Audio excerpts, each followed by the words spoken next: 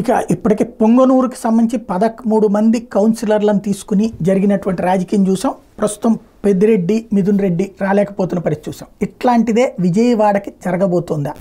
వాస్తవంగా ఆనాటి ఎన్టీఆర్ ట్రస్ట్ భవన్ ఇది తెలుగుదేశం పార్టీకి సంబంధించినటువంటి ఆఫీస్ మీద దాడి కేసులో ఇప్పుడు దేవినేని అవినాష్ చుట్టూ ఉచ్చు బిగుస్తోంది. ఇదే సందర్భంలో విజయవాడ కార్పొరేషన్లలో విభేదాలు ముదిరినాయి నాయకుల మధ్యన. ఎస్పెషల్లీ పుణ్యశీల, శైలజారెడ్డి, బెల్లం దుర్గ, భాగ్యలక్ష్మి వర్గాల మధ్యన విభేదాలు అంటూ పత్రికలు రాయడం ప్రారంభించారు. ఒకవేళ లేకపోయినా ఇప్పుడు ఖచ్చితంగా సృష్టించే ప్రయత్నాలు జరుగుతాయి. టోటల్గా 49 మంది కార్పొరేటర్లు ఉండి సంపూర్ణమైనటువంటి బలం ఉంది. కానీ ఎప్పటికప్పుడు మేయర్ సీటు మార్చాలంటూ ఇప్పుడు ఒత్తిడి తీసుకొచ్చే ప్రయత్నాల్లో ఒకళ్ళకొకళ్ళు సీన్ క్రియేట్ చేసుకున్నారు.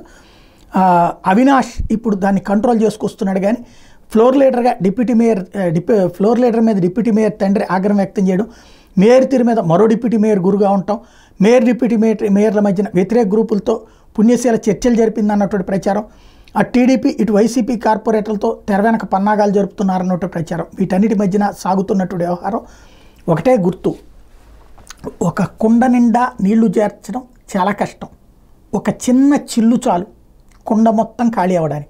ఇప్పుడు వైఎస్ఆర్ కాంగ్రెస్ పార్టీ పరిస్థితి విజయవాడలో ఎట్లుంటుందో చూడాలి.